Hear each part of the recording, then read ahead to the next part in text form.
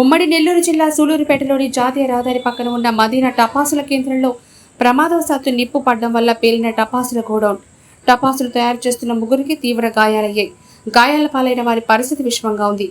గాయాలు పాలైన వారిని సూలూరుపేట ప్రభుత్వాసుపత్రికి తరలించారు. ఆర్డీఓ చంద్రమణి, పోలీసులు, ఇతర అధికారులు సంఘటనా స్థలానికి చేరుకొని దర్యాప్తు చేపట్టారు.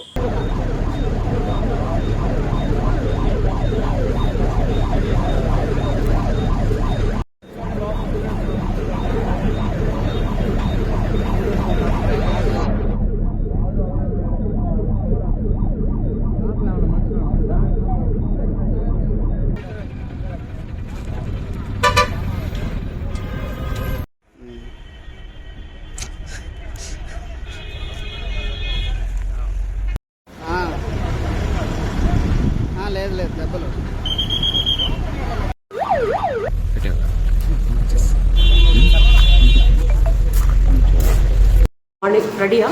మార్నింగ్ హోలీ క్రాస్ పక్కన ఉన్న ఫైర్ క్రాకర్స్ ఫ్యాక్టరీలో ఆకస్మికంగా పేలుడు జరిగి 6 మందికి తీవ్రంగా బర్న్స్ అయినాయి.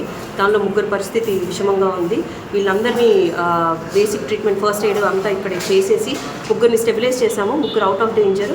జార్ఖండ్ నుంచి వచ్చిన ముగ్గురు, అందులో ఒక అబ్బాయికి 18 సంవత్సరాలు, అబ్బాయి కొంచెం సీరియస్గా ఉన్నారు, రాజ్ కుమార్ అనే అబ్బాయి. వీళ్ళ ముగ్గురిని మేము చెన్నై GHకి తరలించాము, రెఫర్ చేశాము. ముగ్గురిని స్టెబిలైజ్ చేయగలిగాము. ముగ్గురు పరిస్థితి మాత్రం విషమంగా ఉంది.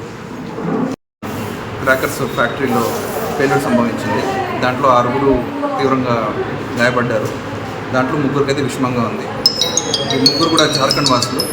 రవి, రాజ్ కుమార్ అండ్ శివకుమార్ అనే వాళ్ళకి తీవ్రంగా 80% బర్న్స్ వరకు అయి ఉన్నాయి.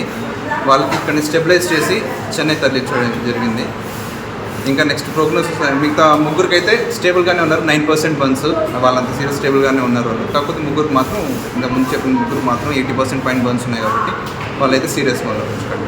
సీరియస్గా వాళ్ళ పేర్లు రాజ్ కుమార్, రవి, శివకుమార్, వీళ్ళు ముగ్గురు జార్ఖండ్ వాసులు.